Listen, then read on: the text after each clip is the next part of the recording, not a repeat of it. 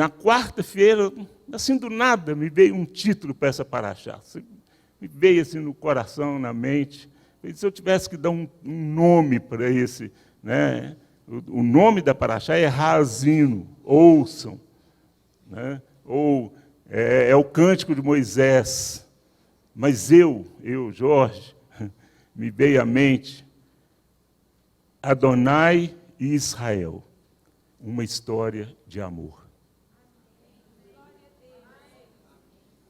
Ou, se quiserem, uma aliança em amor. Porque é tão profundo ver, através desse Cântico de Moisés, conhecer um pouquinho da mente de Deus, do coração de Deus, da intimidade de Deus, da forma como Deus se revela. Por que Deus falou lá em Deuteronômio, capítulo 7, este é um povo que eu escolhi, eu separei, nem eu mesmo sei por quê. Foi na minha soberania, eu amei esse povo. E eu resolvi fazer dele luz para as demais nações. Gente, nós não temos que questionar isso. As outras nações não têm que questionar a soberania de Deus. Agora, o mais incrível de tudo isso, o mais importante de tudo isso, que mesmo com este amor, com este carinho, com essa aliança toda especial com Israel, em momento nenhum a palavra diz que o amor que Deus tem pelas outras nações é menor. Antes, pelo contrário, a Torá nos garante que Deus não faz acepção de pessoas. Então não faça biquinho para Deus porque você não é judeu. Ou também não deixe o seu bico crescer muito porque você é. Porque as responsabilidades também são maiores. O importante é nós encontrarmos o ponto de equilíbrio no nosso coração, na nossa fé, no nosso espírito, e seja judeu, não judeu, amar esse Deus acima de todas as coisas. É aí que está o segredo, meu irmão. É aí que está a beleza da coisa. Se não for por este caminho, você vai entrar pelo caminho da religião. Você vai entrar pelo caminho da religião. Vai entrar pelo caminho da tradição. Vai entrar pelo caminho de ter que fabricar o seu Deus. De ter que carregar o seu Deus. E às vezes ele é pesado, hein? Tem uns aí de pedra, grandão. Pesado para carregar. Mas por mais pesado que você esteja, ele te acha leve. Agora eu peguei pesado. Por mais pesado que nós estejamos, ele nos acha leves. Porque ele acredita no nosso amor, na nossa fidelidade, na nossa obediência para com ele e para com a sua palavra. Não desanime, meu irmão. Os tempos são difíceis. Os homens são maus. Mas há um Deus que está acima de tudo isso e no controle de tudo isso. Paraxá Haazinu, ouçam, Deuteronômio 32, verso 1 a 52. Um capítulo só. Eu quase entrei em agonia quando eu vi que era muito pouca coisa para falar. Porque quando você vai preparar uma paraxá, você vê ali 3, 4 capítulos, você... tem muita coisa para me falar. Mas essa tem um capítulo só, um cântico.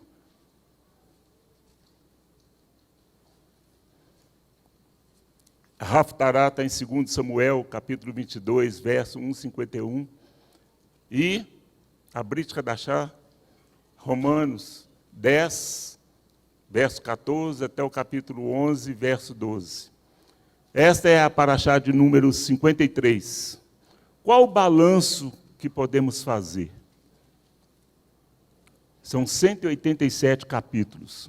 fiz questão de contar, que servem de base para o conhecimento e o relacionamento com um Deus único, que criou o homem à sua imagem e semelhança. Ensina esse homem, através de uma aliança, a relacionar com ele e desfrutar de todas as suas bênçãos. Mas também o adverte das consequências da desobediência. Aí já está um resumozinho que eu estou fazendo, né? Primeira coisa que nós pegamos aí na Torá é que Deus cria o homem à sua imagem e semelhança. Ele é o Deus criador de todas as coisas. Ensina esse homem, através de uma aliança, a relacionar, desfrutar das suas bênçãos, mas também o adverte das consequências da desobediência. Mostra que o homem não precisa ser perfeito para andar com ele. Meu irmão, porque nós não somos perfeitos. Tem gente que acha que porque é pastor, missionário, ou porque faz uma coisa ou outra, já está num nível de perfeição. Não se iluda. Nós talvez estamos um pouco melhores uns dos outros pelo conhecimento, ou pela intimidade, ou pela fé que nós temos. Só isso.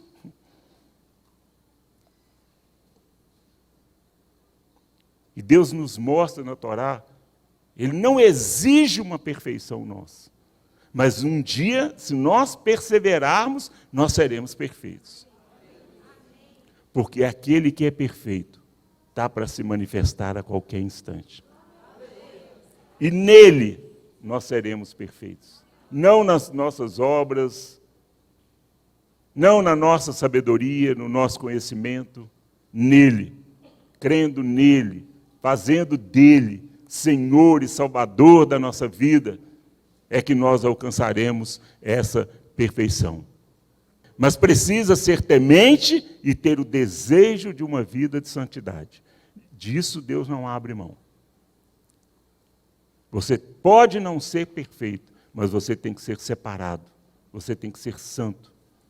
E santo nós já aprendemos. Não é não pecar. É estar separado das coisas deste mundo. É ter uma vida separada para Deus. É buscar este caminho e essa caminhada com Deus. Um Deus que tira um homem da idolatria e faz dele o pai da fé para a humanidade. Faz de um enganador o pai das 12 tribos de Israel. Mostra que através de um justo é possível continuar com a humanidade. Que faz de um escravo rejeitado um governador no Egito. Faz de um assassino fugitivo um guia para seu povo. Esses dados já nos mostram que há jeito para nós.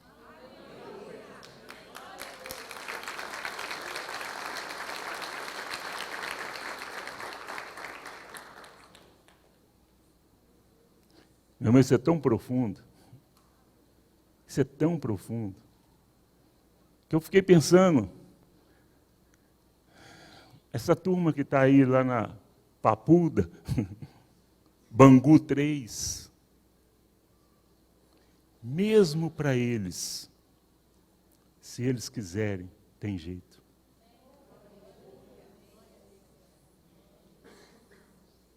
Nossa, isso tem que nos dar outros olhos para a situação do nosso Brasil. Um homem, um Sérgio Cabral desse da vida, que o Rio quase inteiro está amaldiçoando. Deus ama esse homem. Deus ama esse homem.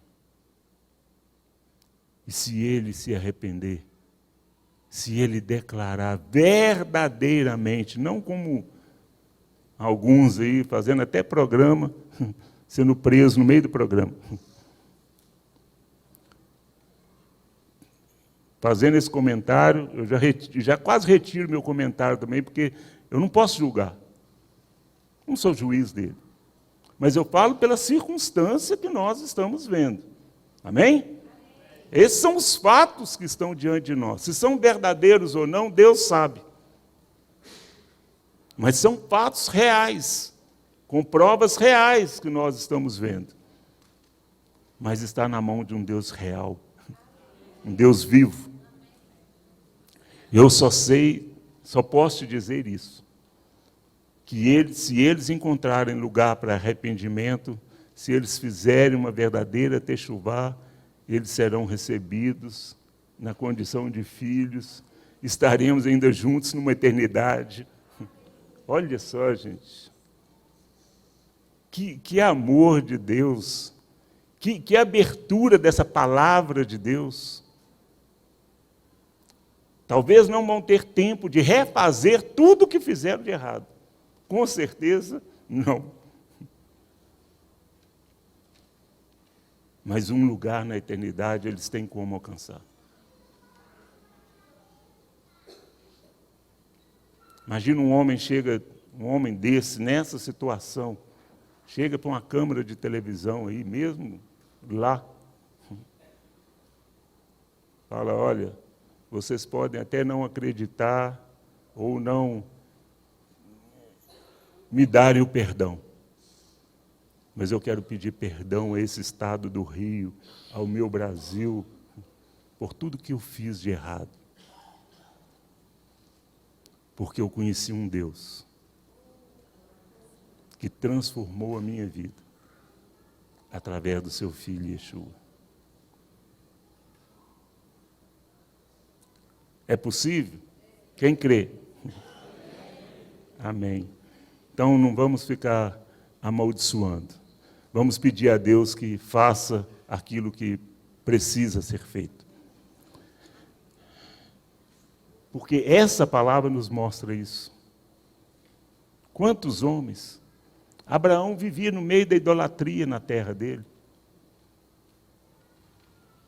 Hoje é conhecido, há mais de 3.000 anos, que o nome dele é referência para um servo de Deus, como exemplo de fé.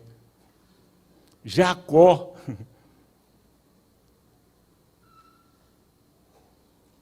O que Jacó aprontou na vida dele? E uma transformação tão grande que o nome dele ficou muito pobrezinho diante daquilo que Deus deu para ele. A partir de agora você vai chamar Israel.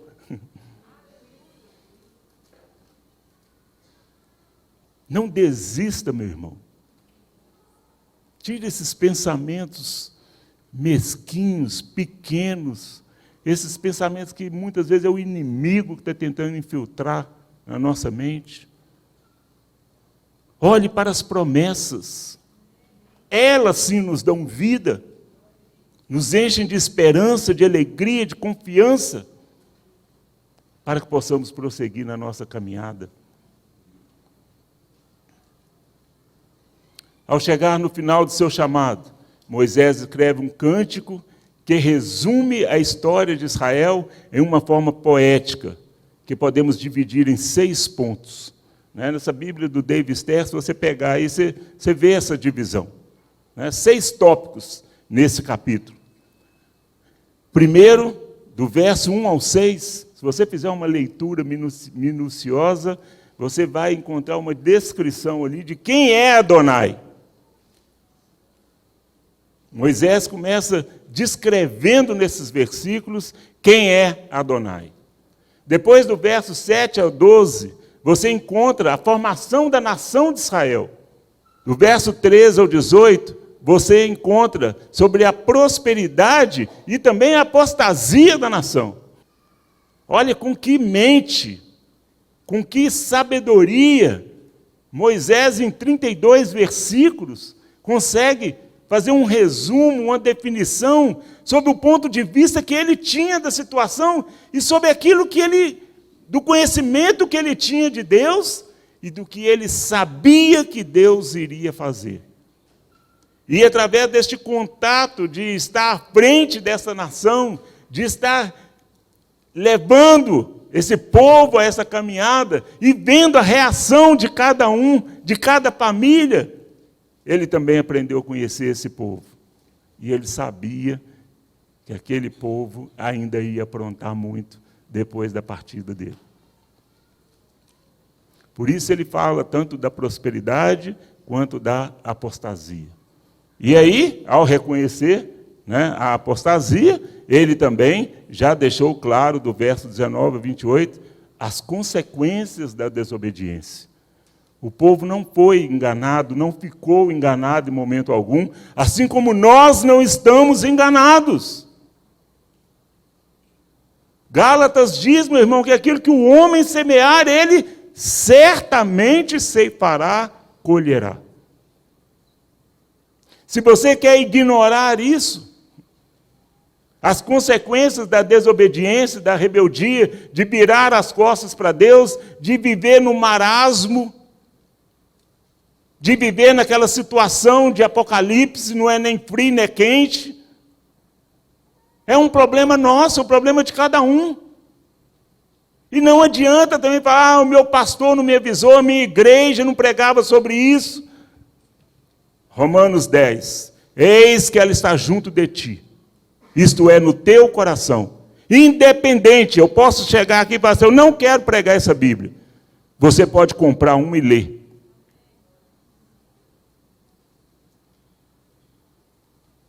Por isso que a palavra de Deus acaba sendo juízo. Porque a partir de agora, se você decidir não vir aqui mais ou não frequentar igreja nenhuma, você que está conosco pela TV Sião, você tem essa liberdade. Deus nos deu livre-arbítrio. O livre-arbítrio é para isso. Mas você tem que ter conhecimento das consequências da sua atitude. Você pode tentar viver uma vida de fé em casa. Não quero saber de pastor, não quero saber de igreja, não quero saber de irmão, não quero ninguém me importunando, me cobrando, me falando nada.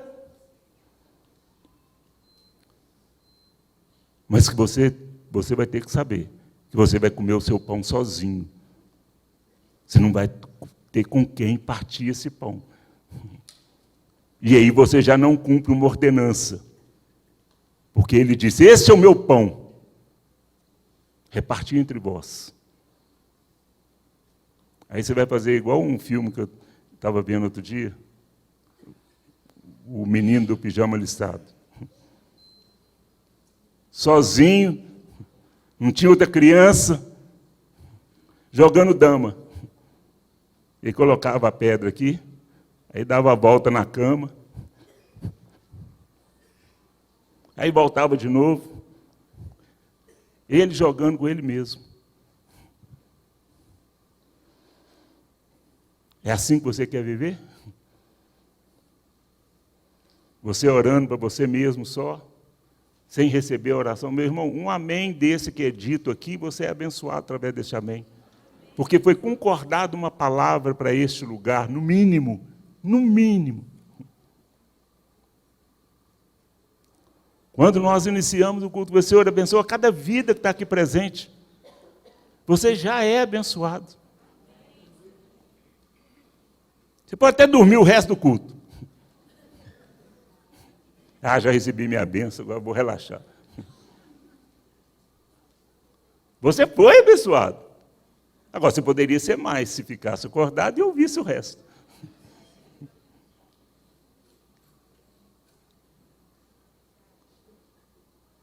Amém? Amém?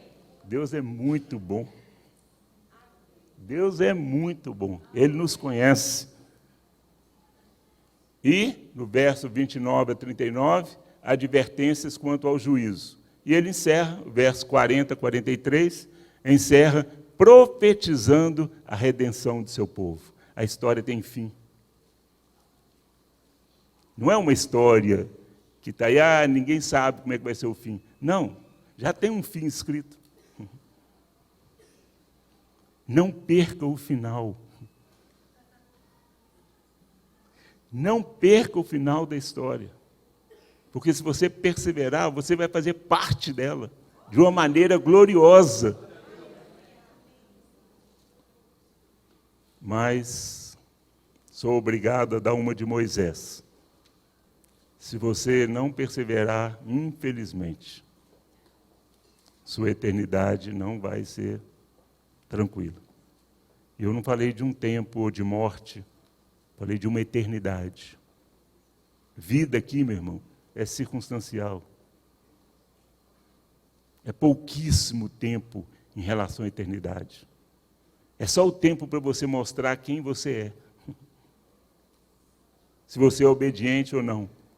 Se você creu num Deus ou não. Se você fez do seu filho o Senhor e Salvador da sua vida ou não.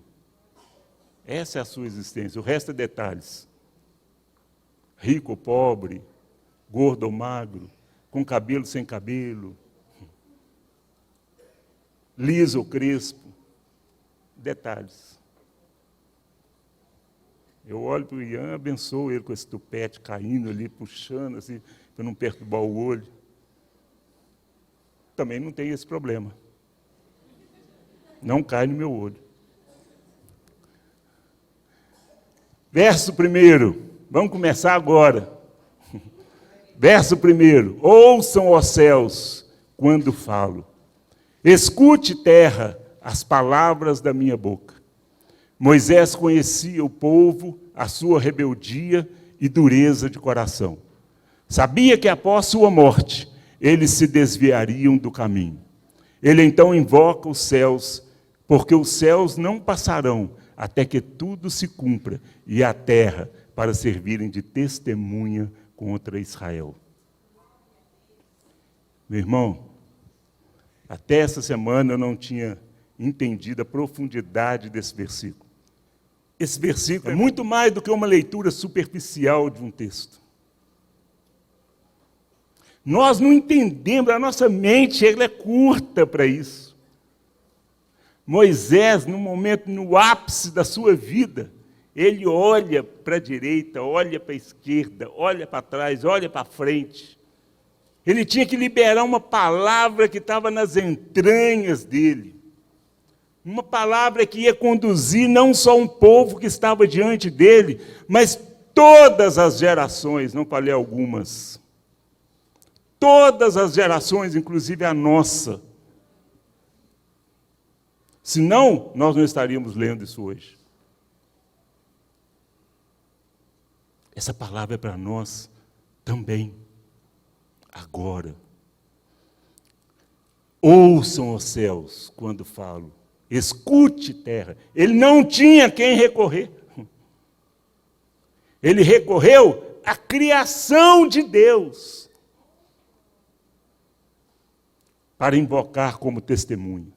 Agora, prepara porque vem uma pancada aí.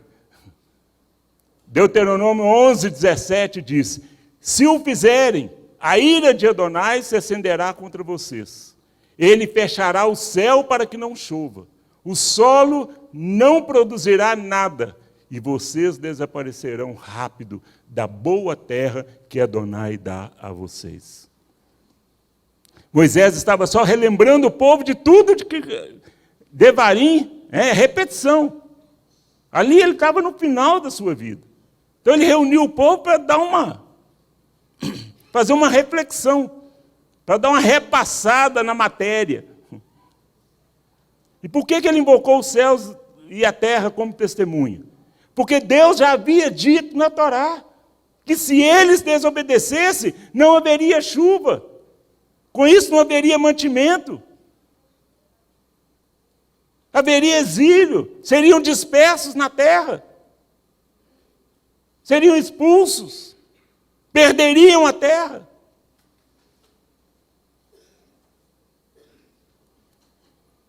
Os céus e a terra são invocados como testemunhas diante da nação. Olha, por isso, no milênio, Deus criará novos céus e nova terra, para que não atuem como testemunhas contra Israel, lembrando sua história e infidelidade. Nossa! Meu irmão, se a sua doutrina não fechar, reavalie a sua doutrina, porque a Bíblia fecha. A Bíblia fecha. Olha aí. Quando Deus fala, quando nós nos arrependemos dos nossos pecados, Ele é fiel e justo para não se lembrar. Ao invés de restaurar a terra e os céus, Ele prefere criar outras, para que Ele não tenha lembrança dos pecados do seu povo. Que Deus é esse, meu irmão? Que Deus é esse? Eu te desafio, procure um Deus como esse. Um Deus que esquece, que apaga.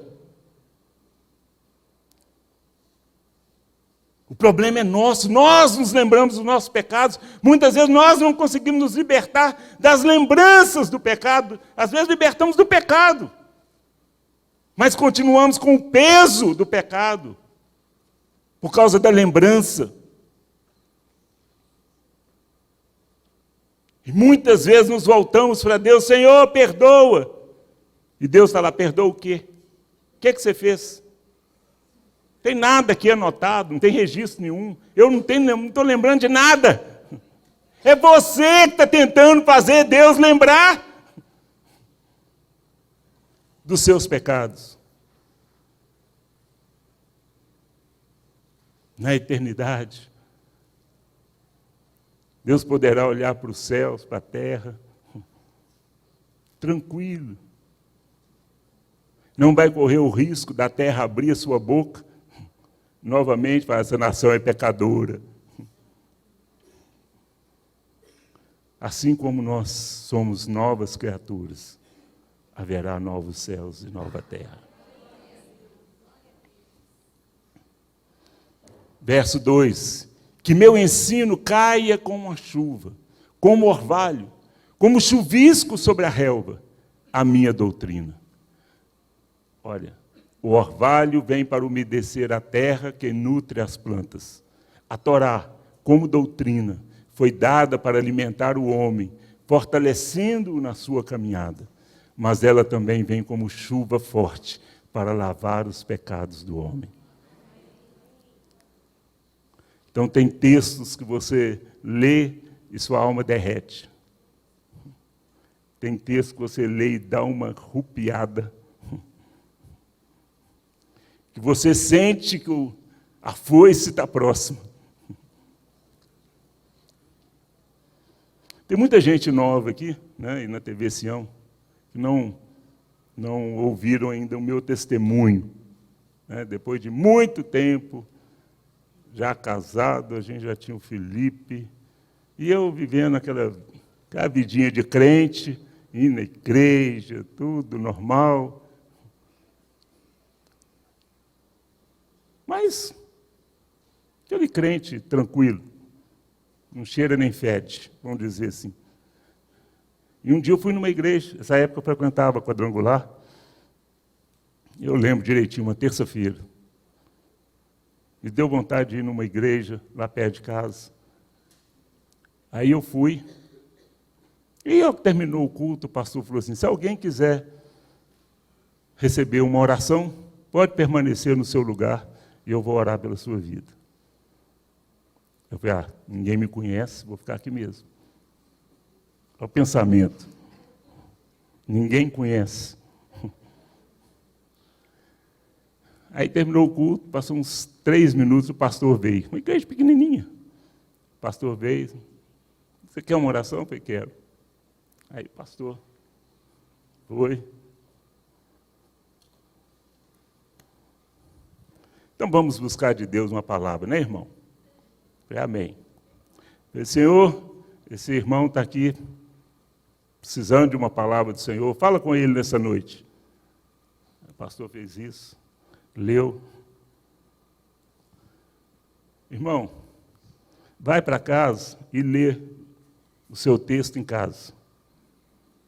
Deus está falando com você em Ezequiel 7. Deixa eu até ver se é Ezequiel mesmo. Eu confundo Ezequiel com Jeremias. Eu já sei que vocês estão curiosos também, né? Esse povo é povo. Quer saber? que ele falou comigo naquela noite? Desse jeito, meu irmão. Desse jeito que eu estou te falando. Ele abriu a palavra, leu, fechou e falou assim, vai para sua casa, ora, e Deus vai falar com você. O que Deus mandou te falar está em Ezequiel, capítulo 7. Vou ler para você, matar essa curiosidade sua. O fim está próximo, nos 4 cantos da terra. Até aí ainda fiquei tranquilo. Mas a frase é a seguinte, agora o fim está sobre você.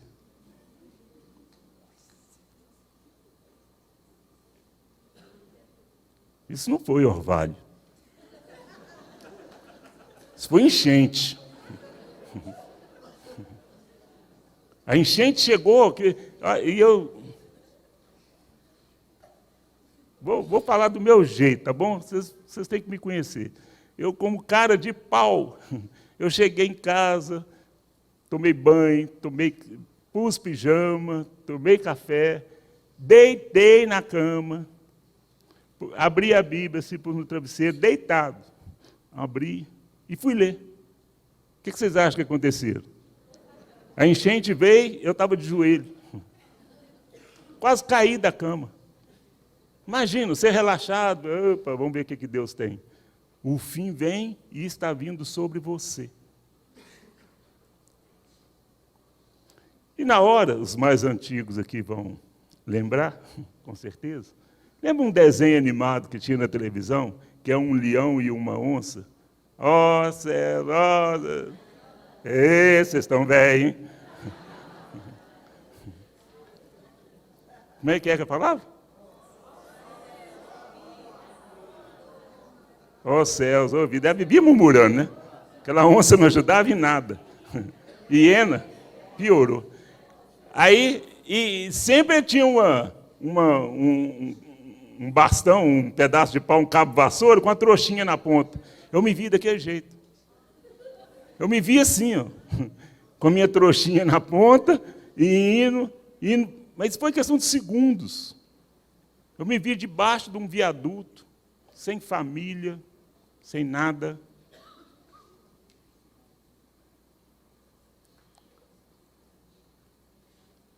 Ali Deus transformou minha vida. E eu já era crente. Tomava ceia, dava dízimo, fazia tudo. Ali Deus transformou minha vida. A partir daquela noite eu nunca mais fui o mesmo.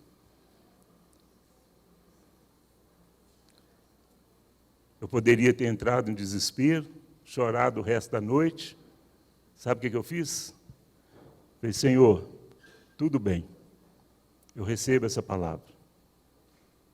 Mas essa palavra que o Senhor me deu, o Senhor mandou para mim através de um pastor. Agora eu quero que o Senhor fale comigo. Foi no ato também. Não deixei por menos. Não esperei o outro dia. E Deus não é Deus de confusão. Por isso que eu confundo Jeremias e Ezequiel. Agora olha o que... Aí eu também fiz igual o pastor. Fechei a Bíblia e abri de novo. Aí olha o que veio. Esta palavra veio a Jeremias de Adonai. Jeremias 7 também. Deus me deu, mandou a enchente através de Ezequiel 7, e depois mandou o orvalho com Jeremias 7.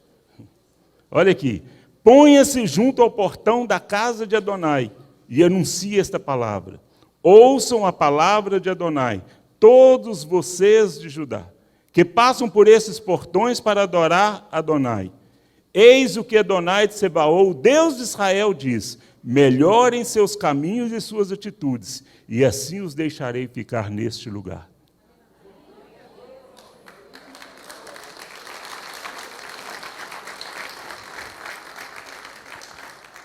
Sabe por que eu estou aqui agora? Muito tranquilo, muito relaxado, no bom jeito de dizer, muito próximo de vocês.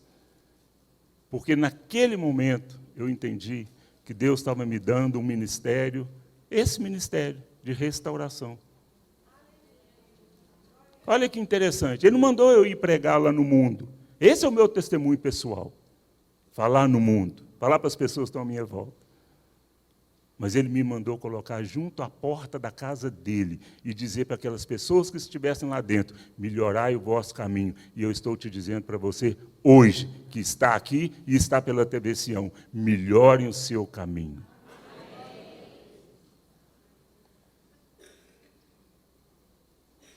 Esse eu sinto que é o meu chamado, de ajudar vocês nessa caminhada.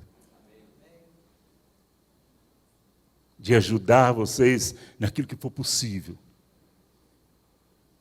Eu não tenho que carregar ninguém. Mas eu tenho que estar pronto a te ajudar naquilo que eu puder. Naquilo que você precisar. Se eu não tiver, eu vou me juntar a você, me unir a você, e juntos nós vamos procurar.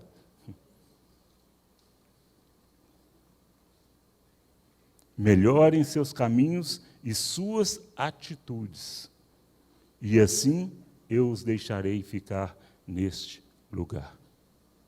Resumindo, isso é obediência. Ouvir a palavra e obedecer. Amém? Nós temos que terminar, né?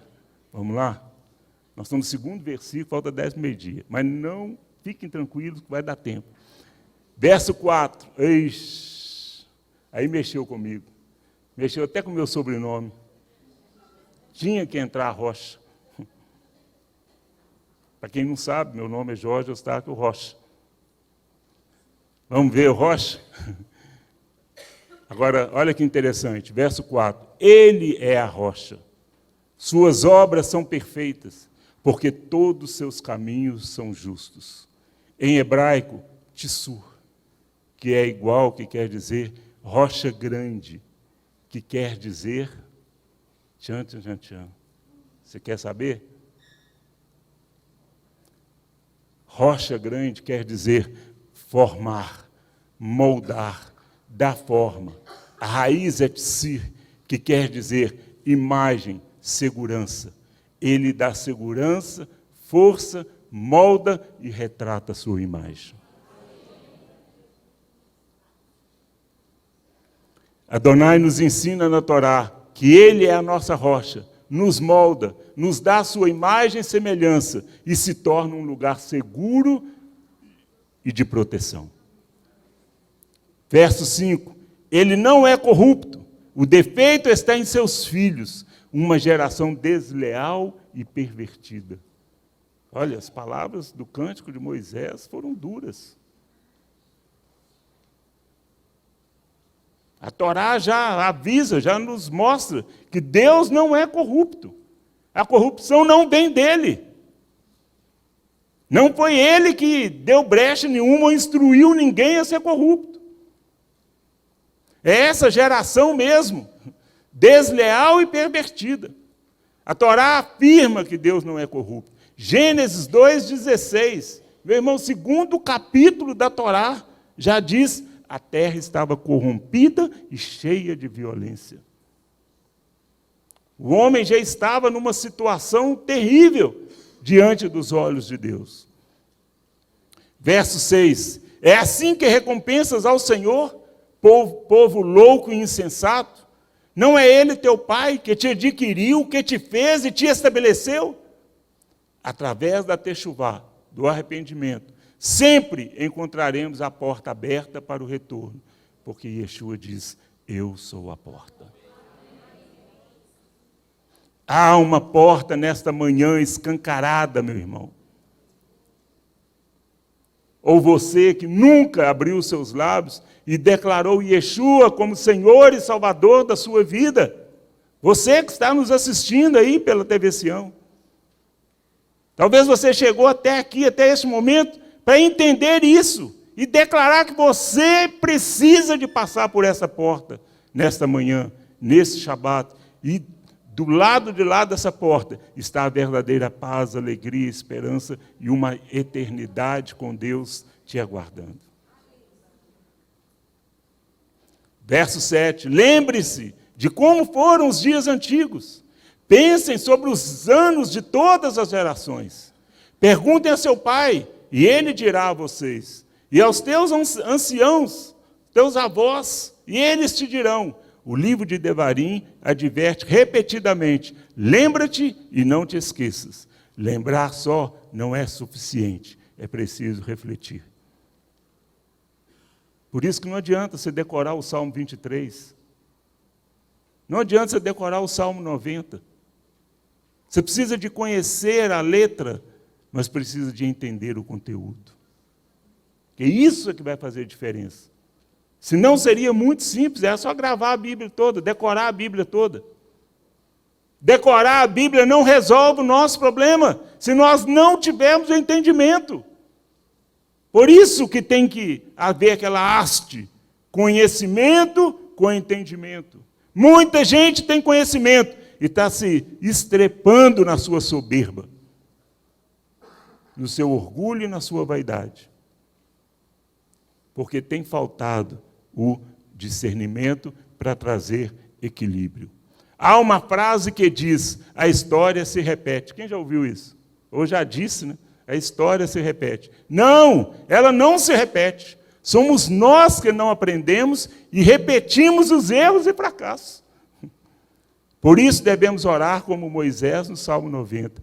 Ensina-nos a contar nossos dias, para que nos tornemos sábios. Essa tem que ser a nossa oração, meu irmão. Pedir a Deus a cada dia para que nos dê um coração quebrantado, uma mente aberta.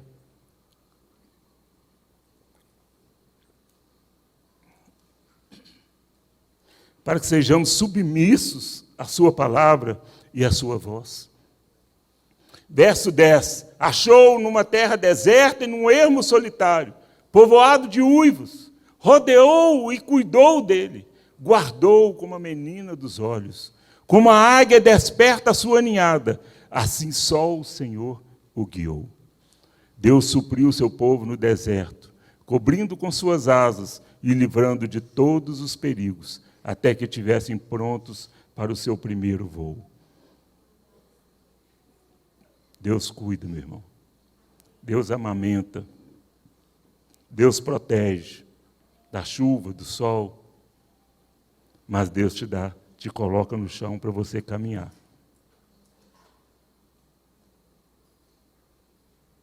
Ele te deu tudo o que é necessário para que você tenha uma caminhada de sucesso, tranquila e feliz. Mas Ele não vai ficar te carregando para sempre no colo. Ele vai te carregar nos momentos que você necessitar, que nós necessitamos. Como eu que agora estou sentadinho no colo. Mas diante de vocês estou em pé. Porque é assim que Deus faz. Está para tropeçar, Ele dá a mão. Caiu, Ele levanta. Está sem forças, Ele carrega. Deus é bom. Verso 15. E engordando-se Yeshurun, deu coices. Gente, olha as palavras de Moisés. Moisés não poupou as palavras dele, não. Engordando-se, deu coices. Engordou-se, engrossou-se, ficou obeso. Essa é a tradução aí na Bíblia do David Ster, se você for ler. Abandonou a Deus, seu Criador. Ele desprezou a rocha, a sua salvação. A prosperidade causou o que a Torá advertiu. Esqueceram-se de Adonai por causa de suas riquezas. É tempo de techuvá. Que esses dias nos tragam um arrependimento pleno. Entramos agora nos 10 dias que antecedem Yom Kippur. Desde quarta-feira. Né? As nossas orações têm que ser orações de reflexão, de meditação, de arrependimento. Descobriu alguma falha, algum erro. Se arrependa. Se arrependa. Não estou falando para buscar pecado velho, não, hein? Estou falando é desse ano, que você já fez o Yom Kippur ano passado. Aí tem gente que vem com Yom Kippur de 10 anos atrás. Não, é desse ano. O outro, Deus não lembra, não. E não mexe com isso, não. Mexe só com o desse ano, né, César? Está bom demais, já tem muita coisa. Então é do outro Yom Kippur para esse. É só um ano para você fazer uma reavaliação aí. E mesmo assim, olha, gente, entender Yom Kippur é outra coisa, é outro departamento, como se diz. E mesmo assim, não é tanto para a gente pensar nos nossos pecados. É nos pecados da nossa família, nos pecados da nação, nos pecados, não, do Luiz não, é nos arrependermos pelos outros, daqueles que ainda não tiveram o conhecimento, o discernimento do seu pecado. É o Sérgio Cabral, sim, são os nossos políticos, sim. Nosso Brasil atolado na corrupção. Olha aí Yom Kippur nos dando essa oportunidade de zerar o nosso país para ver se ele renasce, para ver se ele restaura, para ver se a coisa toma um rumo diferente.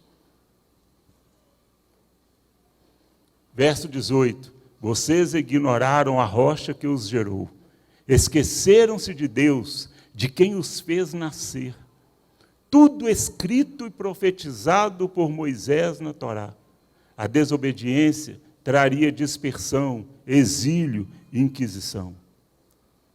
Verso 21. Esse é muito forte. Eles incitaram meu ciúme com um não-Deus e provocaram-me com suas vaidades. Eu incitarei o ciúme deles com um não-povo e os provocarei com uma nação vil. Olha a linguagem de Deus.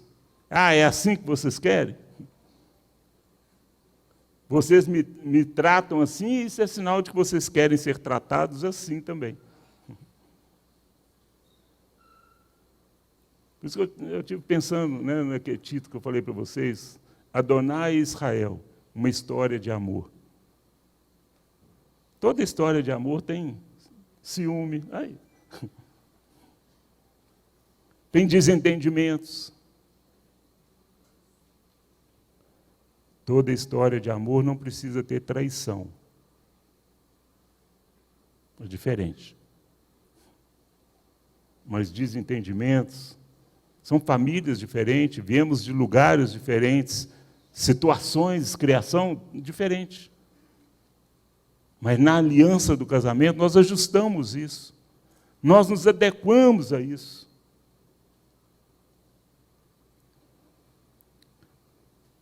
O que vemos em nossos dias.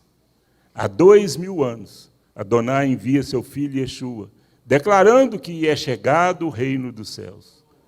Mas os seus não entenderam sua mensagem e o rejeitaram, como haviam rejeitado os profetas ao longo da história. Paulo é levantado para levar o evangelho aos gentios e se inicia um novo período na história. A um povo que não era considerado povo, chamados de incircuncisos pelos circuncidados na carne. Não tinham Messias, sem Deus neste mundo, sem as promessas e sem esperança. Olha aí, Efésios 2, 11 a 19. Agora, porém, vocês que estavam longe foram aproximados por meio do derramamento do sangue do Messias. Porque ele mesmo é a nossa Shalom, de nós fez um só, e derrubou a barreira que nos dividia, destruindo em seu corpo a inimizade gerada pela Torá, com seus mandamentos estabelecidos na forma de ordenanças. Ele o fez a fim de criar dos dois grupos uma nova humanidade em união consigo mesmo. E dessa forma, trazer Shalom e reconciliá-la com Deus. Portanto, vocês não mais são estrangeiros nem forasteiros. Ao contrário, são concidadãos do povo de Deus e membros da família divina.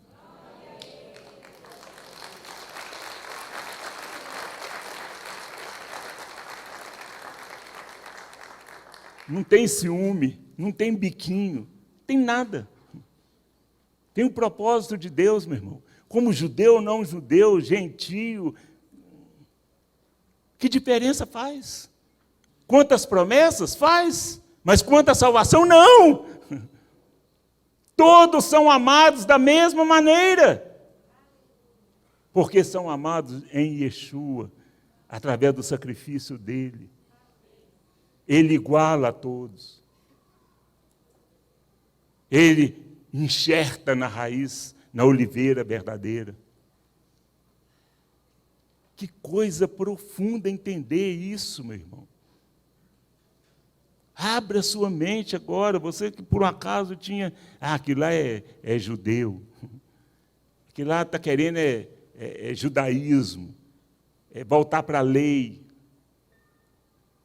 Não, nós queremos voltar para a verdadeira instrução. Nós queremos ser instruídos na palavra dele. Nós não estamos preocupados com legalismo. Ninguém aqui é obrigado a usar quipá, ninguém é obrigado a usar talite, ninguém é obrigado a circuncidar. Você é obrigado a entender, nem isso você é obrigado a entender. Deus te recomenda a procurar conhecê-lo, conhecer a sua palavra, conhecer a sua instrução e decidir.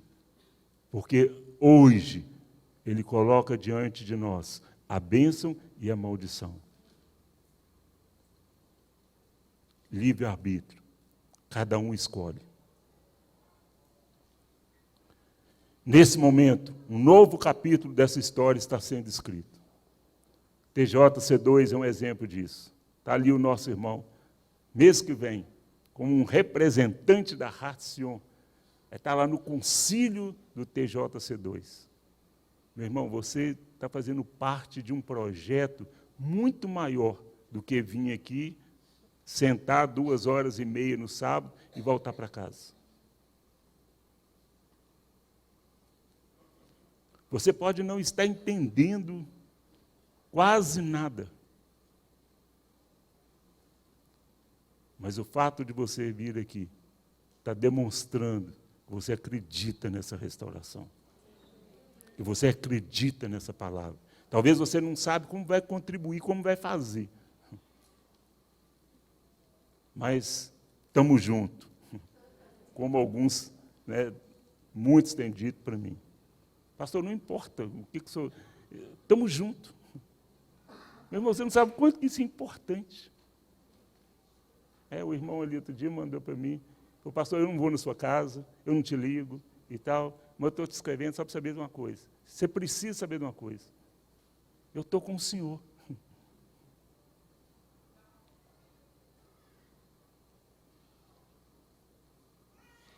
E nós precisamos de estar com essa palavra, nós precisamos de estar com esse Deus, nós precisamos de estar com essa certeza, com essa esperança e com essa fé. Museu da História da Inquisição. Agora, enquanto estamos aqui, o rabino está sendo honrado pelo seu trabalho, porque a palavra de Deus também diz, honra quem merece honra. Então, isso é coisa do homem, coisa da carne. Não, meu irmão. Não é isso que a palavra diz, não. Você plantou, você vai colher. Você plantou para ser bem-sucedido, você vai colher sim os frutos disso.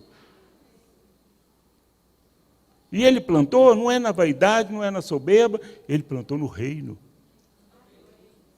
E ele está sendo reconhecido agora diante do Instituto Geográfico de História de Minas Gerais. Ele está sentando agora na 39ª cadeira, uma cadeira vitalícia. Não é 1 ano, 2 anos, não, enquanto ele tiver vida. Enquanto ele tiver vida, o nome entrou para a história. Mas não é simplesmente o nome Marcelo Miranda Guimarães. Está entrando para a história um legado, um trabalho honesto, no temor de Deus, procurado fazer com sabedoria, com amor, em meio a lutas, dificuldades, adversidades. E não comprou o diploma, não pagou. É um reconhecimento, é diferente.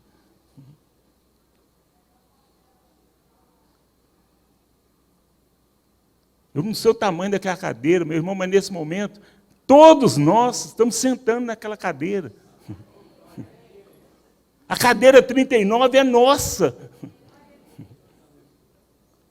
Aí é um problema de acomodação. Mas que nós estamos sentando, nós estamos. Porque nós fazemos parte desse projeto, nós fazemos parte dessa história, nós fazemos parte desse legado, nós fazemos parte dessa restauração, nós fazemos parte da restauração da nação de Israel.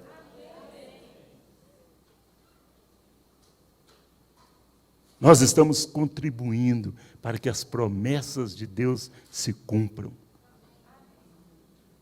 Muito fraco, amém, mas valeu. Meus irmãos, temos um chamado. É tempo de restauração. Restaurar o quê? O judaísmo? O legalismo? Não. O relacionamento igreja-Israel.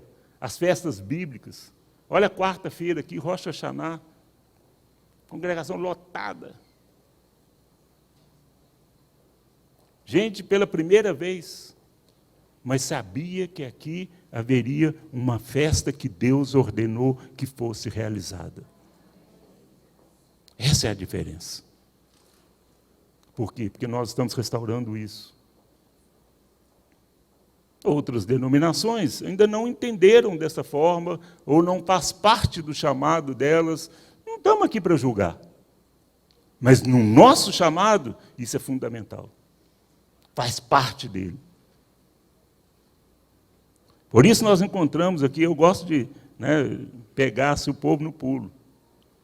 Olha aqui, doutor Kênio, mais uma vez, com sua família. Família restaurada, família cumprindo o propósito de Deus, não cumprindo o judaísmo.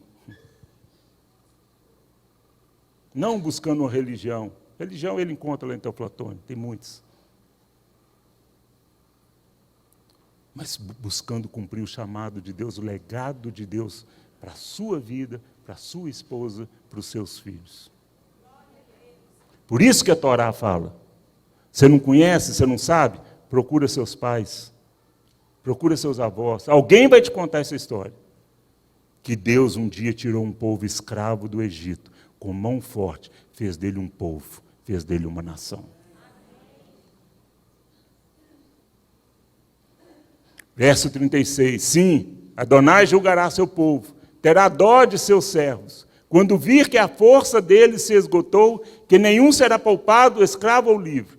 Então ele perguntará, onde estão seus deuses?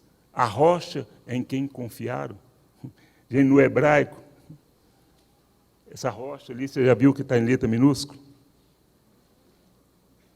No hebraico, sabe o que está escrito?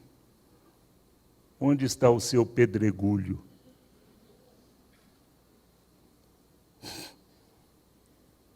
Dorme com essa agora, Luiz. Tragam o seu pedregulho diante de mim. Ele fez alguma coisa por vocês? Vocês não confiaram na rocha certa. Vocês esqueceram a rocha grande. Vocês esqueceram a rocha que te dá proteção, que te guia, te alimenta, te sustenta, para confiar num pedregulho que vocês davam conta de carregar.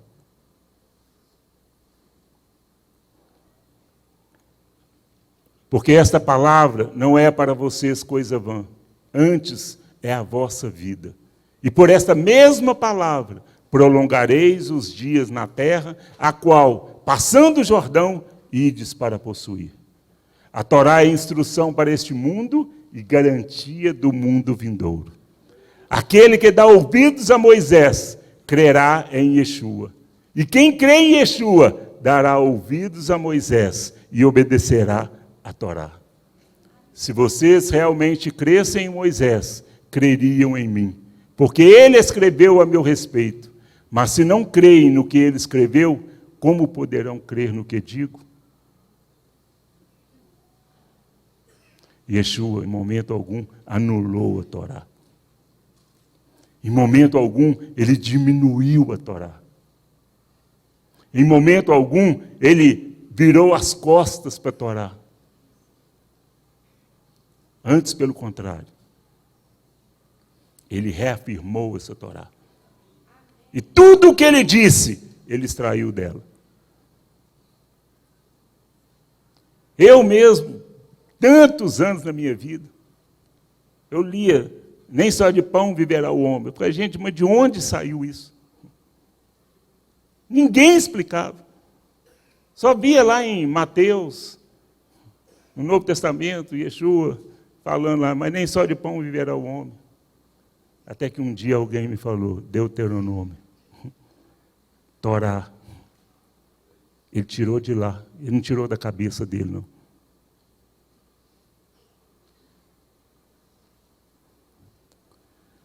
Se vocês realmente crescem em Moisés, creriam em mim, porque ele escreveu a meu respeito. O próprio Moisés disse, virá um após mim, que é muito maior do que eu. A esse obedecei, a esse segui. Mas, se não creem no que ele escreveu, como poderão crer no que digo? Por isso, você verá a distância, mas não entrará na terra que dou ao povo de Israel.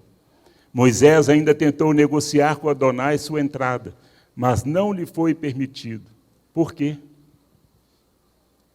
Porque Deus bateu o pé e falou, não, vou deixar você ver, você foi um servo bom e fiel, você falhou num momento que não poderia ter falhado de maneira nenhuma, Moisés. Cuidado com isso, meu irmão. Tem momentos na nossa vida que é vital. Nós não podemos falhar, porque nós estamos representando o nosso Deus. Aí já não é Jorge, não é Márcio, não é Quênio, não é um indivíduo. Tem certas situações que você está como representante de Deus, e nessa você não pode falhar. O Jorge falha, o Márcio falha, o Quênio falha. Mas o representante de Deus tem que honrar a Deus. Mesmo tendo feito grandes milagres, falado com Adonai face a face, mantido um nível de santidade exemplar, isso não foi o bastante para que ele entrasse e fizesse o povo entrar. Somente um poderia fazer, Yehoshua, Josué, que é uma forma abreviada de Yeshua. Naquele momento, ali, fisicamente, circunstancialmente, Josué. Mas para nós, espiritualmente, Yeshua. Com isso, vemos que a obra de Moisés não foi completa. A Torá não é suficiente para que o homem possa passar da morte para a vida. Somente através de Yeshua, a porta, entraremos na terra prometida. Eu sou a porta. Se alguém entrar por mim, estará seguro. Moisés não atravessou o Jordão, mas com certeza, no lugar onde morreu, há de ressuscitar e entrará com seu povo na terra prometida. Nossa, que coisa linda, gente. Ninguém sabe a sepultura, ninguém sabe o lugar. Mas dali, onde ele foi levado, ele vai ser levantado e vai entrar com seu povo.